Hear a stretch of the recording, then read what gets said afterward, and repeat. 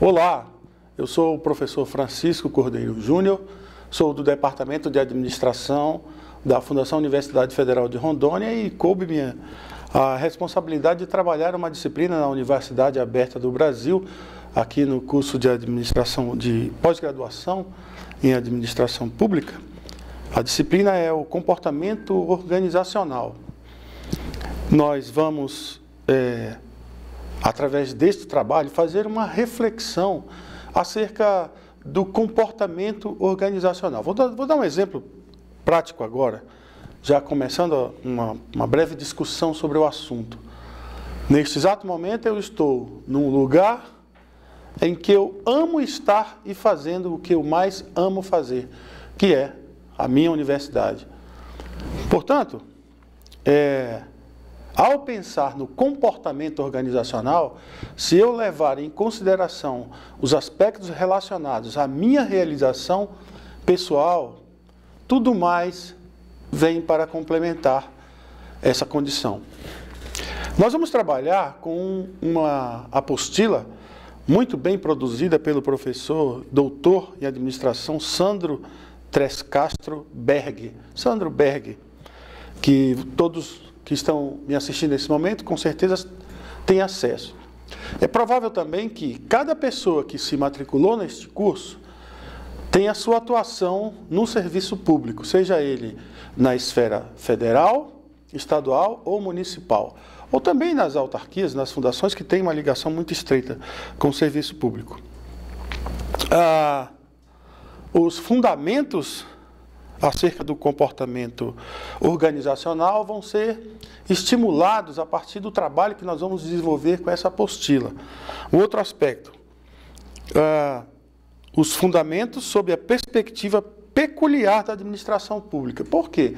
Porque existe uma diferença básica, uma diferença que deve ser respeitada entre a administração pública e a administração privada. Eu vou falar alguns aspectos aqui relacionados ao que nós vamos ver no material do professor Sandro Berg, por exemplo.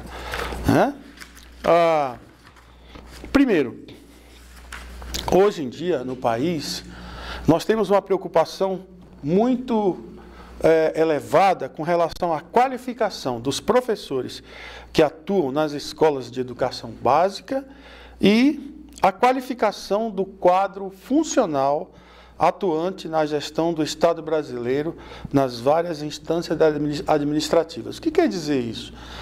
Bem, essa qualificação dos professores, no que diz respeito ao ensino básico, é ligada à necessidade que nós temos de trabalhar esse processo de sedimentação, esse processo de solidificação da educação como base para o desenvolvimento de qualquer país. Nós temos duas esferas que trazem um desenvolvimento para um país. Rapidamente seria a tecnologia. Quanto mais tecnológico for um país, mais perto do desenvolvimento ele está. Mas se nós não tivermos como base a educação, nós vamos ter muitas dificuldades no processo de quê? De comunicação, no processo de relacionamento, no processo de empreender um comportamento em qualquer que seja esta organização. No nosso caso, a administração pública, claro. Portanto, eu preciso fortalecer os instrumentos, as ferramentas e o pessoal que trabalha com a educação básica. Por quê? Porque à medida que eu faço isso, eu dou suporte para quê? Para a qualificação das pessoas. E no nosso caso, essas pessoas vão estar qualificadas para trabalhar no serviço público, especificamente nas várias instâncias administrativas. Vale salientar que uma das maiores dificuldades que nós temos é a falta de preparo daquelas pessoas que estão no serviço público para desenvolver as suas funções, as funções básicas. Então, muitas vezes, ao Estado cabe a necessidade de, através do concurso público, você tem as pessoas que, digamos assim, têm o conhecimento para ter acesso a uma função no serviço público. E, em seguida, é necessário que essas pessoas sejam treinadas, que elas sejam desenvolvidas em termos de habilidades, de competências e de comportamento, de atitudes, no caso. Então, vejamos, como ela pressupõe-se que uma pessoa que adentre ao serviço público ou que lá já esteja, tenha essas competências, esse conjunto de habilidades, de atitudes e o conhecimento, ela, digamos assim, deveria ter o seu trabalho bem desenvolvido. Mas existe uma esfera, uma outra base que nós vamos trabalhar aqui, que é a questão da motivação. Portanto, vendo aqui o trabalho do professor Sandro Berg, eu vou falar agora do que nós vamos desenvolver na disciplina a partir do livro, que ele fez um livro muito bem escrito, por sinal. Então, eu tenho aqui, por exemplo, na unidade 1, motivação e processos organizacionais. Nós vamos ver na unidade 1 os conceitos fundamentais de comportamento organizacional. Então, nós vamos ver os vínculos, as relações laborais nas organizações públicas. O que é o vínculo? É a forma como você é contratado. Que vínculo você tem com a administração pública nas suas mais diversas esferas. Relações laborais na organização seria a questão do relacionamento em relação ligado ao trabalho mesmo, né? O segundo aspecto é a seguinte: abordagem do fenômeno motivacional. Então, nós temos o conceito de motivação, modelos teóricos fundamentais, principais autores e suas formulações, programas e alternativas de aplicação. Eu gostaria de fazer uma ressalva, um destaque aqui para essa área de motivação, pelo seguinte: nós vamos ver historicamente que muitas experiências feitas por Taylor, da experiência de Elton Mayo, né, ou Elton Mayo, como alguns chamam, muitas dessas experiências que foram feitas, elas eram com o objetivo principal de aumentar a produção. Era uma relação de capital mesmo, uma relação capitalista, ou seja, o objetivo da organização era fazer com que aqueles seres humanos fossem tratados como ferramentas de produção mesmo. E hoje, se eu trabalhar uma visão mais voltada para um desenvolvimento de uma relação, digamos, mais humana no trabalho, eu tenho que levar em considerações que o estudo, os conceitos, as relações motivacionais, as nossas necessidades, os nossos valores, as possibilidades que nós temos hoje. Por exemplo, nos processos de comunicação, eles tiveram um desenvolvimento enorme e nós temos que levar isso em consideração em todos os aspectos.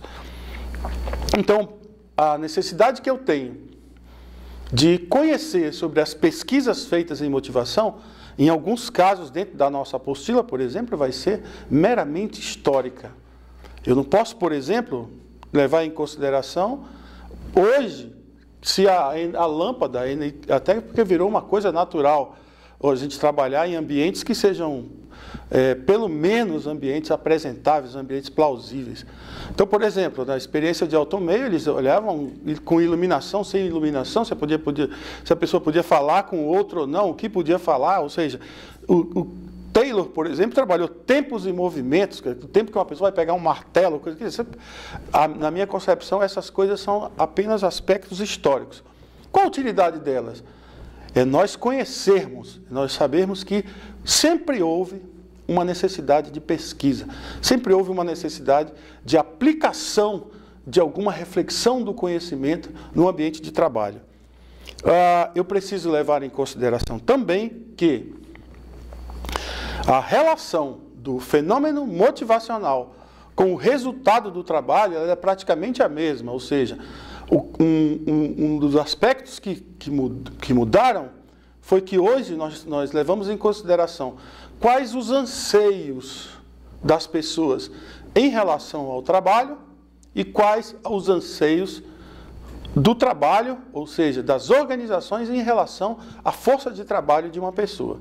Isso compõe uma discussão muito profunda acerca do comportamento organizacional. Vale salientar que esse comportamento ele diz respeito tanto àqueles que prestam serviços como empregados, como funcionários, quanto àqueles que também dirigem uma organização, aqueles que controlam uma organização. Eu gostaria de dar também destacar, ou seja, preste bastante atenção, você que vai certamente ter acesso à apostila, na análise dos processos de trabalho no serviço público e a análise das perdas nos processos de trabalho do serviço público. Isso no tópico de processos organizacionais e comportamento. Então, nesse primeiro momento do que nós vamos estudar, as discussões vão gerar em torno de processos históricos, de pesquisas, de conceitos e algo muito mais no que diz respeito à discussão do conhecimento mesmo.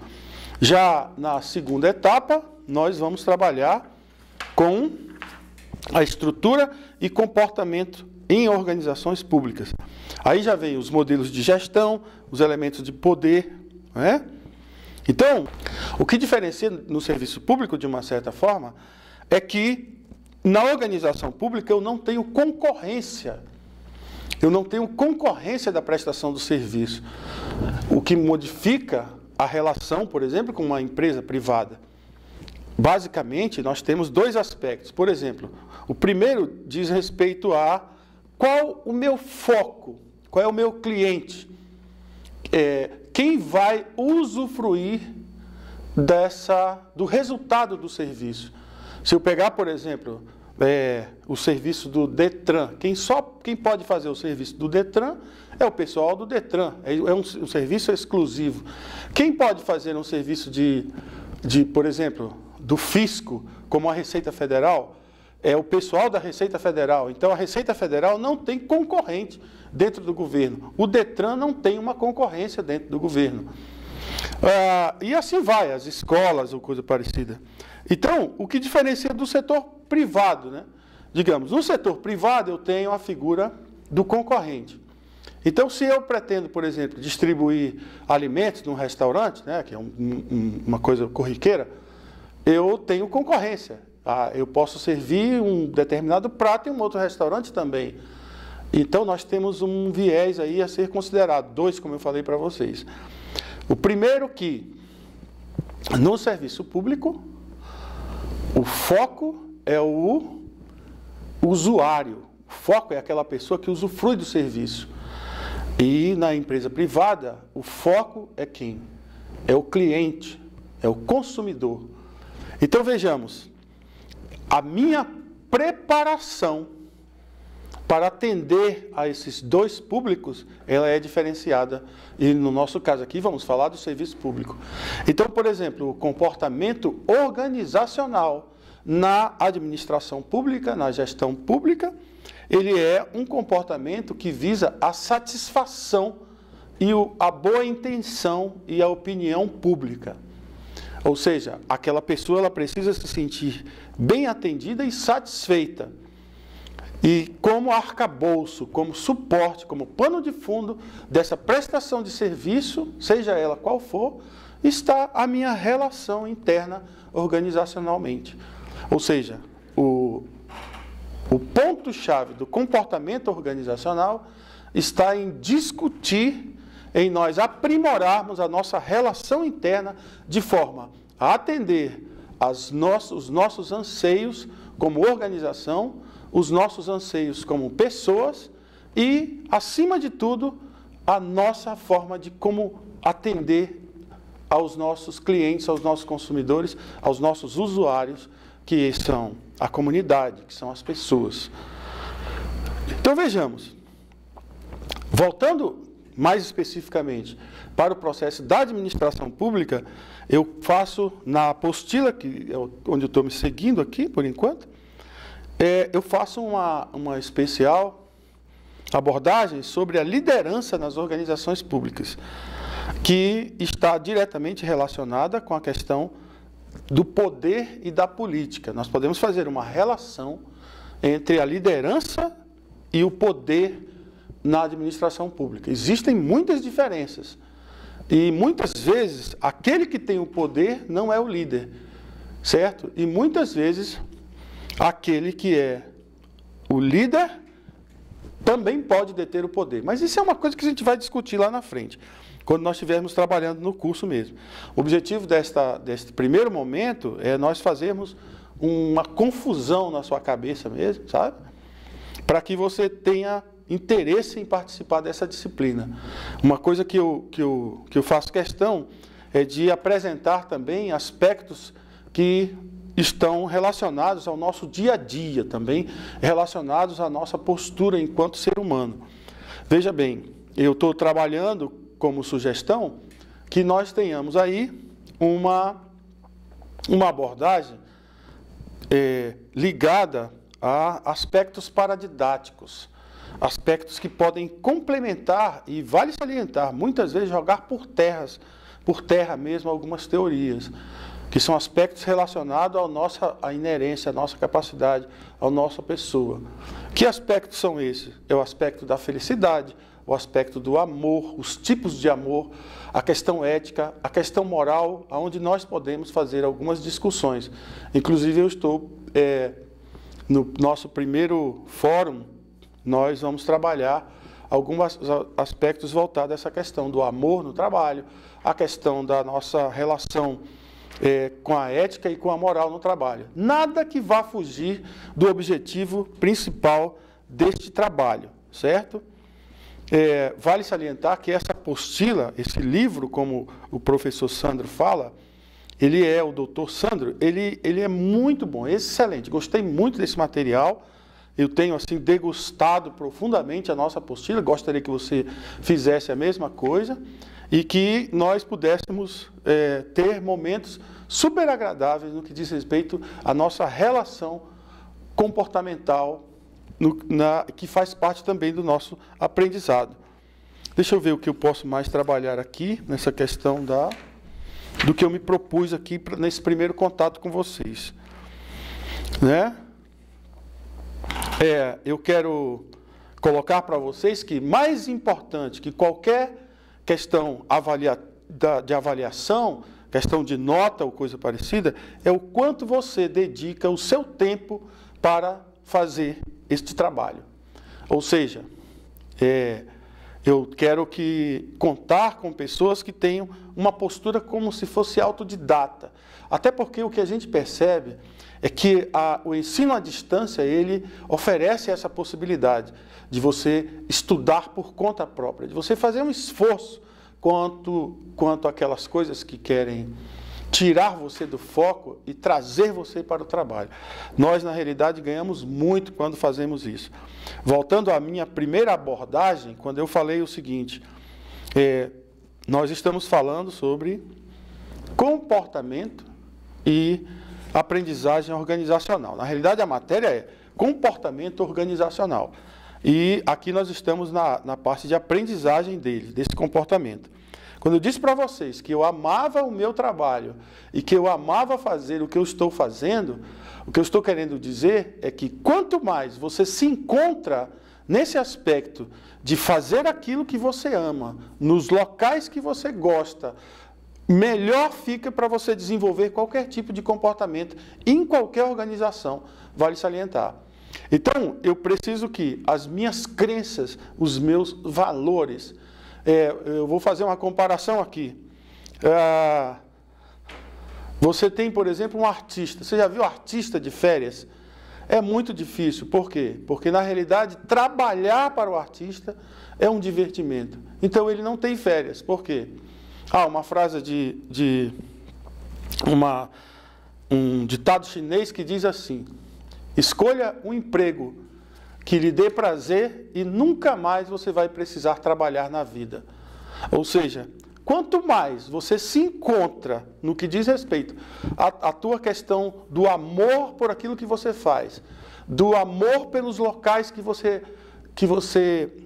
onde você trabalha, você não faz esforço para trabalhar. É óbvio que nós, à medida que nós temos materiais ricos como esse aqui, a possibilidade de estudar uma matéria sobre comportamento, com técnicas, com pesquisas, com orientações, com programas, muito melhor ficará o nosso trabalho. Mas a predisposição para isso ela é muito grande. Por quê? Porque se eu não fizer esse tipo de coisa, se eu não fizer esse tipo de reflexão com vocês aqui, eu não vou estar trabalhando o comportamento organizacional. Ou seja, não é qualquer um que pode estar aqui falando sobre isso.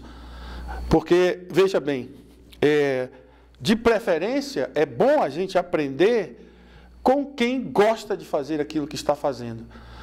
Porque senão, o que eu faria? Vai na internet, pesquisa, lê e você vai aprender, vai entender aquilo ali.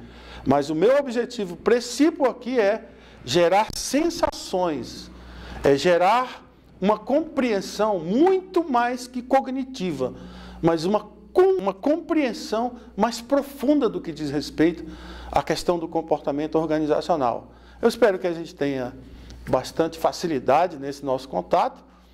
Mais uma vez eu ressalvo que melhor que nota, melhor que avaliação, porque nós temos que fazer, nós vamos fazer e vamos trabalhar isso de forma como diz o projeto aqui, como trabalho o processo. Mas melhor que tudo é estar com você aqui e acreditar que você vai fazer parte dessa disciplina como uma pessoa que também pretende refletir muito mais ao longo da sua vida sobre o comportamento organizacional. Um abraço e vamos ver se a gente se encontra novamente, não é isso? Valeu!